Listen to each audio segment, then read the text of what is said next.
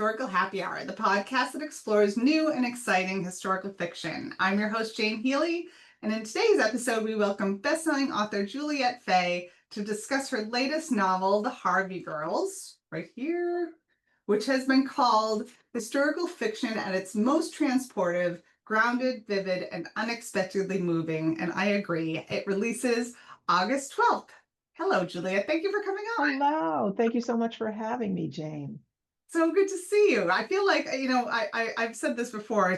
It's so nice when it's an author I know that's coming on I to the know. podcast because it's like, oh, this will just be like chatting It'll with just a be, friend. just be fun. Yeah. So fun. So let me just give a quick bio. I'm sure a lot of listeners already know you. Juliette Fay is the best-selling author of 8 novels, including The Harvey Girls, The Half of It, Catch Us When We Fall, City of Flickering Light, and The Tumbling Turner Sisters, a USA Today bestseller and Costco Penny's book club pick. Previous novels include The Shortest Way Home, one of Library Journal's top 5 best books, women's fiction, Deep Down True, shortlisted for the Women's Fiction Award by the American Library Association, and Shelter Me, a Massachusetts Book Award must-read book, and an Indie Next Pick. Juliette is a graduate of Boston College and Harvard University. Again, welcome. Very nice to be here. Yeah, so happy to Sort have of here. you. Virtually here. Exactly. So talk about the Harvey Girls. I love when I read a book and it's this like undiscovered gem of history that I never heard of the Harvey Girls. I'd never heard of Fred Harvey and his hospitality empire. I love that you found it. Talk about how you discovered it and why you decided to write a novel centered around these women. So you are not alone. Most people have not heard of the Harvey Girls unless you lived in the Southwest. People in the Southwest, if you say the Harvey Girls, they'll be like, of course. People of a certain age, like, 30 and under, probably not. So I was writing my previous historical novel, City of Flickering Light, and it's about 3 people who jump off a moving train to sort of head in the opposite direction out to Hollywood. And they get on another train and it's a long journey. And I'm thinking, how are they going to eat? So I just, Google, just and I was like, oh my gosh, Harvey Houses. I'd never heard of this. And then I learned about the Harvey Girls. And as soon as I learned about the Harvey Girls, I was like, that's my next novel, because I was fascinated by them. I probably waitressed for a decade, all throughout my 20s. I had this big fantasy about that I was going to go work in a national park one summer. I just wanted to get out of Dodge, Mm-hmm. and I never did it. But so as soon as I started learning about them, I wanted to know more and more. And it just became this sort of passion project. They were so cool. And it was So such a cool. phenomenon. Yeah, so interesting. One thing I love in the very beginning of the story, you have a prologue about Fred Harvey. So why don't we set the stage for who he was and how he built this empire? Because I thought that was so Right. interesting. Sure. So Fred Harvey, we don't know much about his early life. He was born in 1835 in England, comes to the United States alone with a couple of dollars in his pocket, gets a job in a restaurant as like a dishwasher, and just like falls in love with fine dining, and actually opened his own cafe in St. Louis. This guy was he was driven, he was ambitious, and he loved food. He was a complete foodie. So he opens his own cafe, but it fails, and his partner runs off with the money, and he ends up working for the railroads.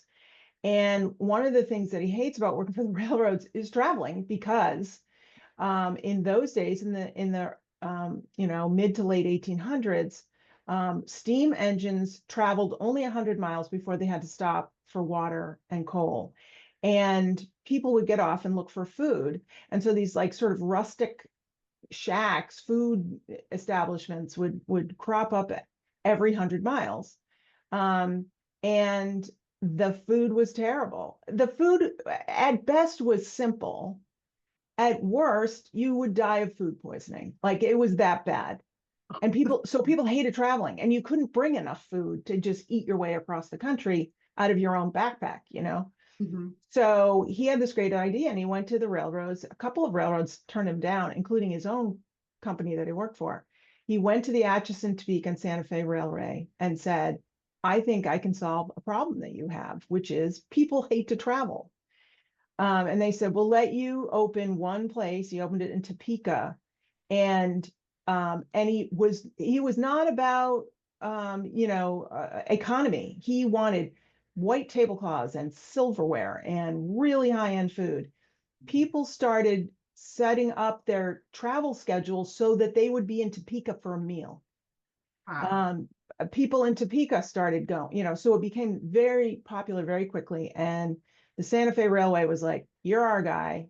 And he set up over the course of his first restaurant opened in 1876.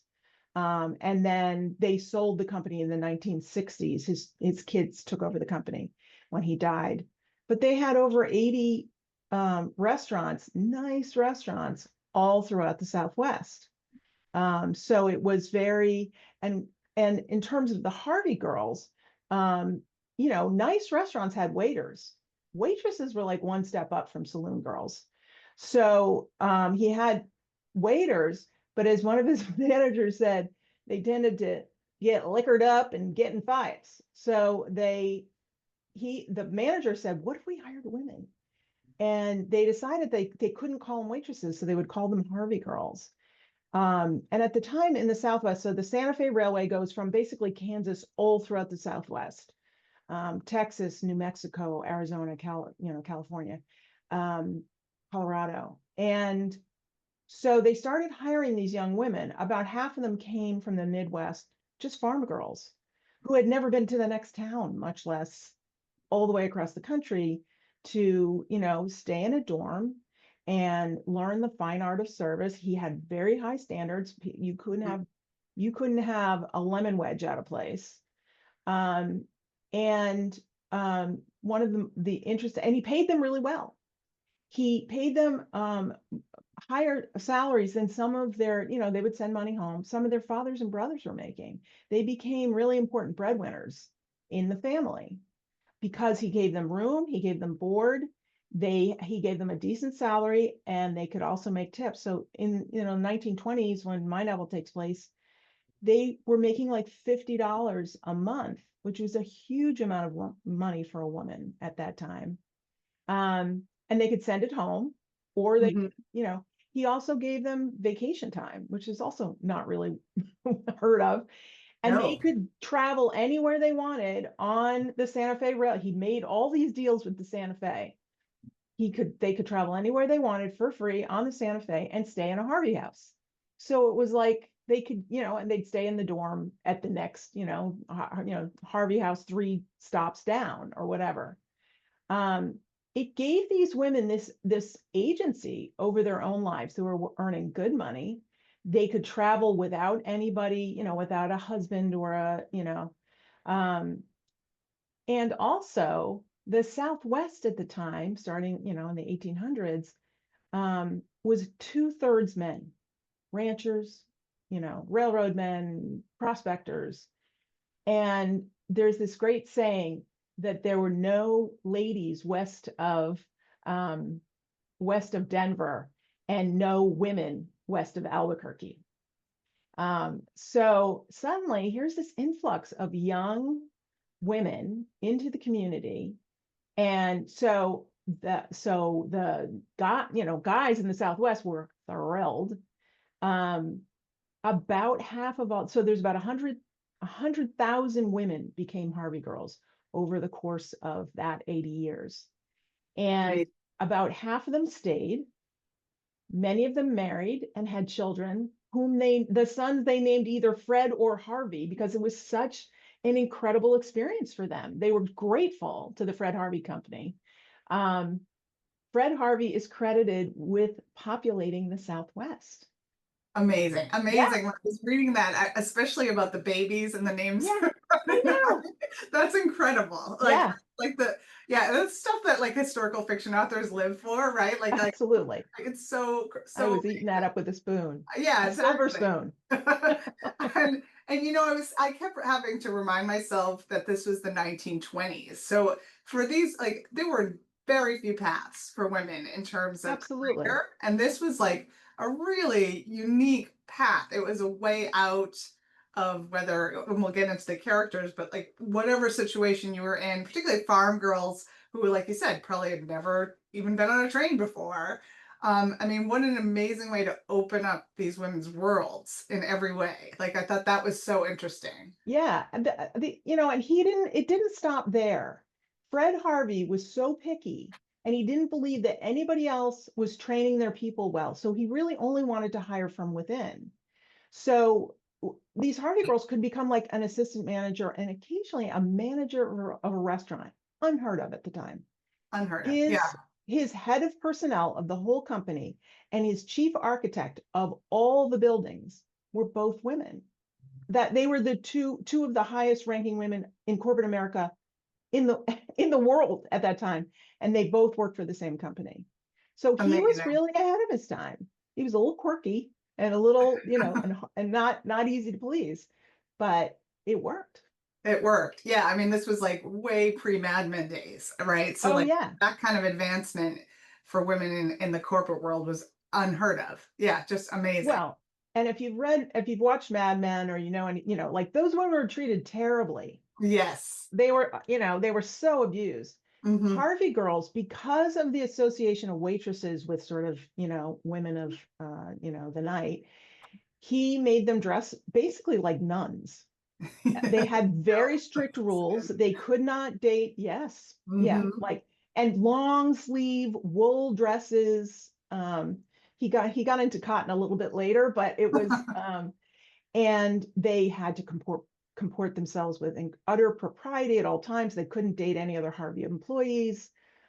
They had to get the manager's approval to date anyone who wasn't a Harvey employee. So he really made it safe for them by creating this sort of bubble of rules around them. But within those rules, they had a lot of freedom. Yeah, incredible. I want to talk to you about research because again, I love authors' notes, and it sounds like you had a lot of fun with this research. And I so, did. yeah, Yeah. and your sister was involved. Like, so talk Yes. about the Yes. research for this book. And I always liked it. Like, was there anything you came across that surprised you or shaped the narrative in a certain way? I'd love to hear about that. Sure. So I knew that most of the girls got trained in Topeka. It was closest to where Fred Harvey lived, and he was, so they would get their training in Topeka, that first restaurant he had, and then they'd go out on the line. And depending on how good you were, you might get sent to some backwater place in Texas, or you might get sent to one of the higher end places. And I thought it would be fun. So one of the places that I learned about was the Grand Canyon. So I had no idea that the Grand Canyon, the El Tovar Hotel and Restaurant at the Grand Canyon was started by Fred. It cost $250,000 to build. And the Fred Harvey Company basically took over the railroad the Santa Fe plus Fred Harvey from Williams up to the Grand Canyon. And people started showing up. This is in 1905. And so and my sister lives in Flagstaff. So I was like, could this be any easier? Like, we're sending them to the Grand Canyon. It's an amazing setting. Um, the other thing I really liked about the Grand Canyon was because it was so far removed and everybody who worked there on the South Rim was connected. Either they were a Harvey employee or they were a railroad employee or they were Park Service. Hmm. It was a very sort of insulated community, and you were allowed to date other people within that community. That was sort of a wink and a nod about that. So I thought that would be fun. Hmm. Um, and it was that really, so I decided that they would get sent to the Grand Canyon. Yeah. Then I start doing all this research about the Grand Canyon, and I was horrified to learn I've been to the Grand Canyon a million times, not a million times, but a bunch of times. Hmm. And because my sister lives so close, and I had no idea about the way that the Native Americans were treated. In 1893, the Grand Canyon becomes a forest reserve, And Hmm. then in 1919, it becomes a national park. And basically, the thinking was, this is this beautiful place, but the Indians don't appreciate it. And they're a little, we don't really want to see them. So they basically move all the Indians who had been using the Grand Canyon for hunting grounds and sacred grounds. And if you've ever been to the Grand Canyon South Rim down the Bright Angel Trail, what was used to be called Indian Gardens is now Havasupai Gardens. Um, they had all this farming right along the Colorado River. They were moved out. It decimated the tribes. It was terrible, Terrible. and that made me pause. That really made me. I sort of stopped writing for a while because I was like, I can't not talk about this. This is Right. so important. But how do I talk about it in the context of the story, but also not sort of taking over the story? Like, how do Hmm. I, as a white woman, sort of tell this story without it feeling like I'm, telling the story for somebody else? So I sort of I held off for a while I thought about that, and then I decided that I just wanted to finish the story, whether it ever got published or not. There were two reasons I finished it. One, I'm not good at not finishing things. Like once I start something, I'm going to finish it. I might have a hard time getting going, but once I start it, I'm going to finish it. So it felt like this thing that was sort of hanging out there. And I kind of wanted to know what was going to happen. I don't plan everything out. Hmm. Um, and then the other reason is because a very close dear friend of mine, her dad is a huge fan of my historical fiction, and he would send me things. And he was like, "Oh, she's writing about the Harvey Girls next." He'd send me pictures. He would send me articles, Oh. and then he would say, is she still doing it? Is she still writing it?" And I had to say, "Well, like, I'm taking a break." Um, and I was like, "I gotta finish it for Paul. Like, Paul needs to know this That's piece." right.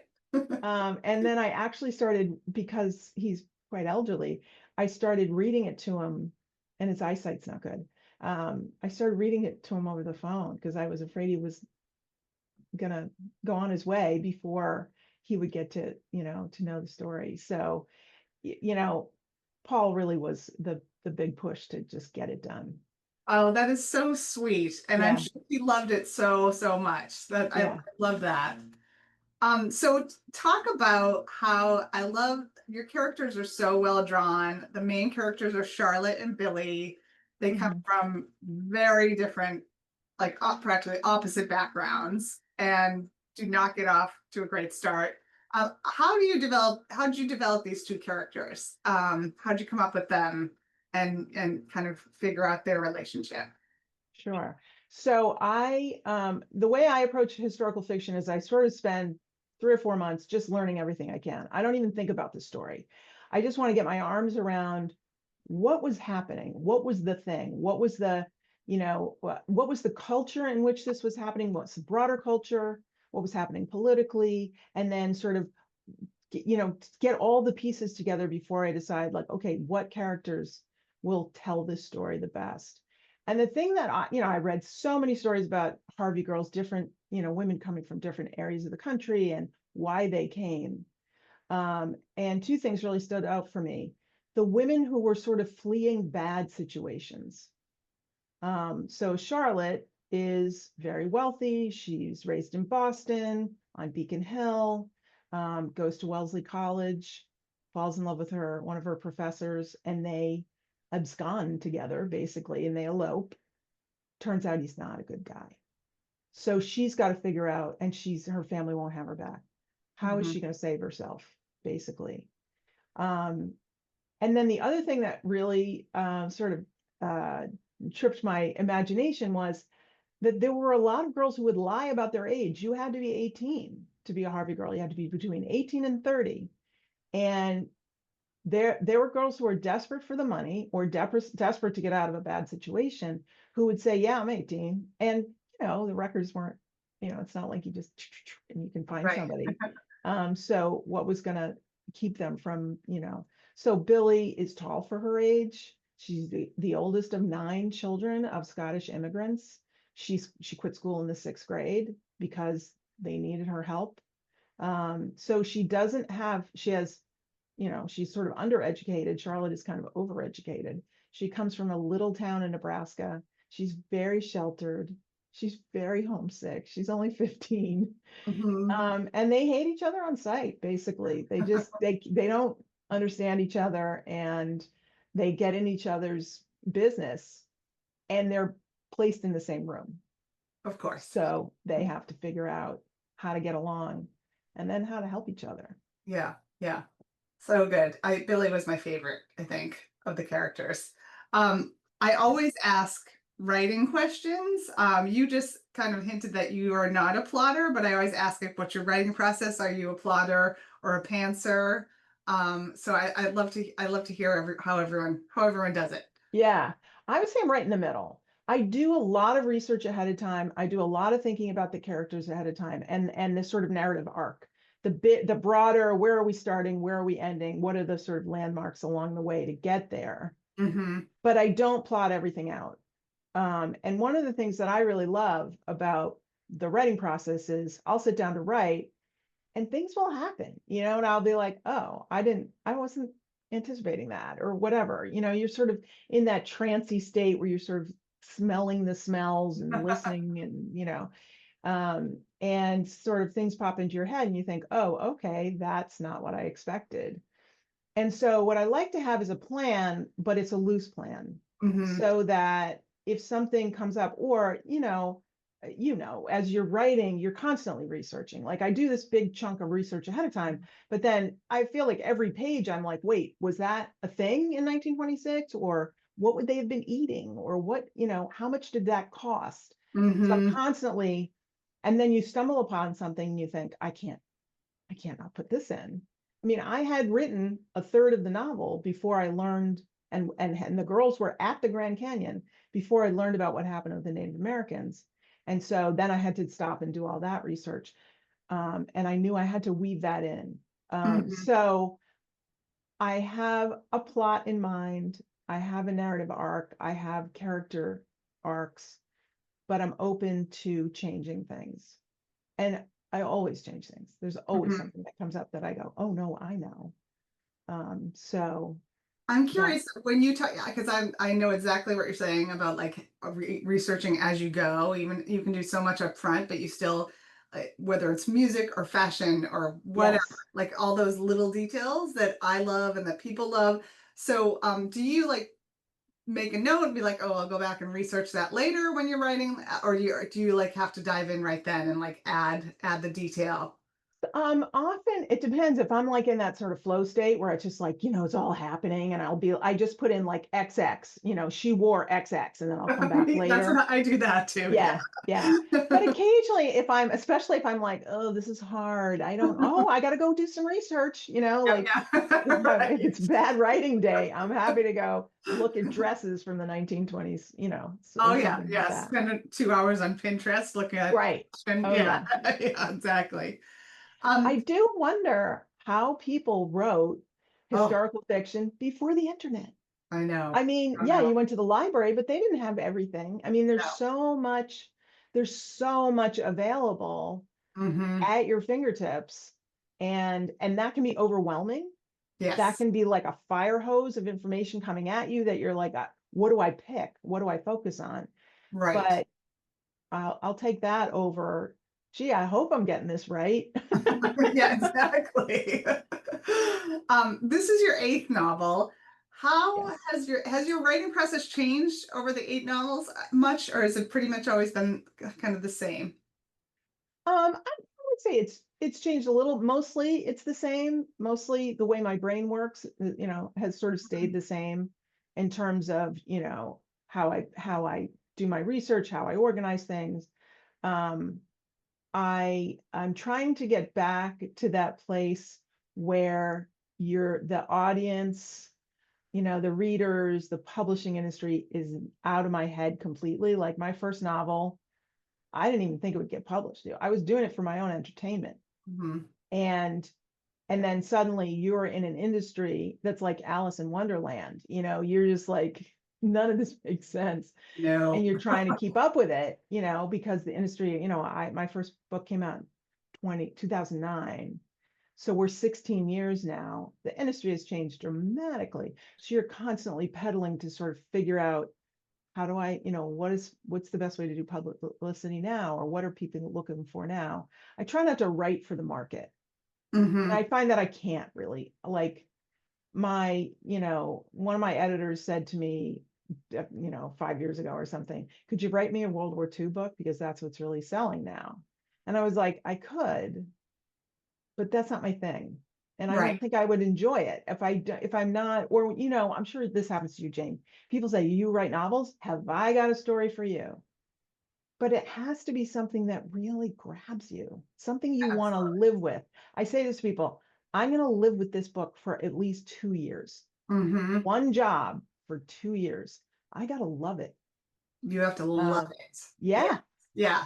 Love it to the point of obsession, I think. yeah, Right. Like I think about that a lot because someone did that to me really recently. Oh yeah, you need to write about this. And I'm like, unless I'm like completely obsessed with it, I can't, I could not do it. Like if someone was like, we'll pay you this much to write this, like I don't think I could do it, Like, yeah, yeah. I mean, yeah. I mean, if I had to put food in my kid's mouth, I could write about anything. oh, But that's right. That's right. Yeah. but the whole sort of way that your brain latches on and becomes mildly obsessive Hmm. to your subject matter. And then of course you need to tell people about it. Like, have I told you about the Harvey Girls? Right, right. And and you're like, you start to see people's eyes go so, oh, it's Right. really good. It's really exciting. I know I'm not that great at the elevator pitch either. So it's like the two sentences and people are like, oh, okay, that's nice. Yeah. My Yeah. elevator, if I know that somebody only really wants about a half a sentence about it, I say waitresses in the Southwest on the railroads in the 1920s. That's good. Yeah. Yeah. And But I had actually, to think about it, yeah, like that what's works. the what is the minimum you need to know about this story? The bite size. And I also was thinking when I was reading it too, I'm like, oh, 1920 Southwest. Like I can't recall a book I've read that was in that era or in that area of the country. So that was a really, I love, when you discover something that like hasn't been mined, like World War II has been mined a lot, right? So Yes. yeah, it was a fresh and new piece of history, American history. Right. What advice do you have for aspiring authors about writing and about getting published? So this is a two-part Mhm. question, obviously, and as we said, the publishing industry is getting crazier by the year. Oh my gosh, I know. Yeah. It's so true. Um, I talk to high school students a lot. And this is my line that I say to them: as a writer, I want you to write. As a mom, I want you to have a day job, Mm-hmm. because it is so unreliable. Yeah. It's unreliable for quote unquote successful authors. You don't know if your next book's going to get picked up. You just don't. You don't. Unless you're Taylor Jenkins Reid and you have a $40 million contract for 5 books, which I Colleen love Hoover. her books. I'm glad she's getting paid well, but I'm like, oh my God.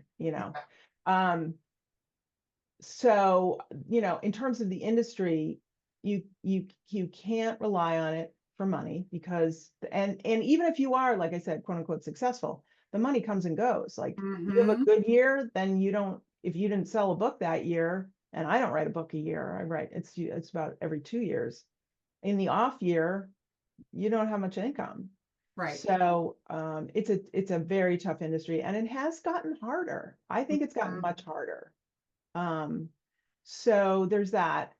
In terms of writing and doing something you love, um, you should do it. I Mhm. mean, you should do it. And there people in the arts, or people who love arts. You might be, an attorney, or, whatever, or a waitress, and you love quilting. Well, you don't need to quilt for your job. You can just do it. And Mhm. that's what I really think is important, is find a way to do what you love. And if you want to be a writer, be a writer. Mhm. You Mhm. just can't rely on the remuneration. Exactly. That may or may not come. Excellent advice, and I don't think that's talked about enough, frankly, to newer or aspiring authors. Yeah, such good advice. Um, so covers and titles are hard. I'm guessing that the title is pretty easy for this one. That Um, was always the title, and that is not it's rare for me in my career that I just picked a title and that was it. Yeah, no, obviously, I was like, oh, of course, like it's going to be that. And I love the cover too. Do you have much input in your covers? You know, my editor was so great. She was, she was really responsive. I always have a lot of ideas about covers. I for various books, they've been like, "Oh, sure, pat you on the head, go, like we're going to do whatever we want." Hmm. Um, my my experience in traditional publishing is they're going to come up with something they like. You're going to get to tweak it a little bit. So they came up with this, and at first I felt like it was a little too sweet for the story. It was a little too la la la, everything's fine, when you have people dealing with real stuff. Hmm. Um, but then it was like, okay, they decided this is the one. And then I did things like, well, could you make one of them a blonde? It was Nice. two Yeah. brunettes Hmm. because one of the women is blonde. Hmm. And they had a very boring plate. And that I said the plate is just, and it doesn't match with what's going on. And they said, go find a plate. Oh, So so th- they'll let you do some things, but hmm. they're gonna do what they want, Yeah, that's my is my experience too. experience. Yeah, I mean, I'm not an artist or designer, but like, yeah, I get a little bit of input, but not certainly Right. not the final say. Yeah. I'm very happy with that now. Yeah, So no, I think it's perfect. it I was, think the uniforms, because you also have in like part one, part two, you've got a couple photos of the girls, like black and white yeah, photos, and the uniforms are amazing because they do look a little bit convent like yeah, nunnery. Yes. right. Yeah. Um, but yeah, what are you ready to talk about what you're working on next? Sure. And again, I don't know whether you just never know. The next book is about it's contemporary fiction.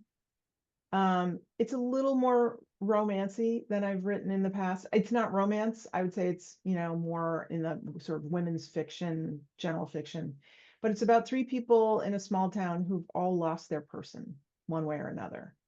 And they sort of form this friendship with its conflicts, um, and it's sort of how they support each other, what they face with their, some of the people are still with us and some of them are not, and also how they support each other. So Lovely. Yeah, yeah, that's we'll see. lovely. How I know you mentioned you have a mailing list, newsletter. How can readers best keep in touch with you? Then the newsletter is the best way because whatever I have to say, I send out to my newsletter people first. So on my website, juliettefay.com, there's a contact thing, and you can just pop your email right in there and you will get, and I send it out about once a month. It's not going to clog anybody's emails. Really only around the time that a book is coming out. And then occasionally, I'll do one when it's between books, but I put recipes in there. I put silly stuff in there.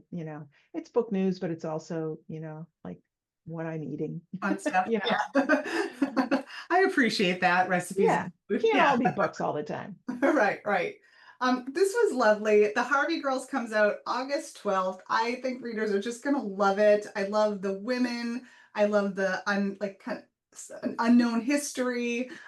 So I wish you so much luck. I think it's gonna do fantastic. And thank you for coming on. I hope I see you in person soon too. Yes, thank you, Jane. I really appreciate you inviting me. It's delightful to chat with you. So delightful. And that is a wrap. I am recording a bunch of episodes so I can take the month of August off to focus on my release of The Women of Arlington Hall. But I will be back. Great book, by the way. Great book. Thank you. I know. Thank you for reading. Yes.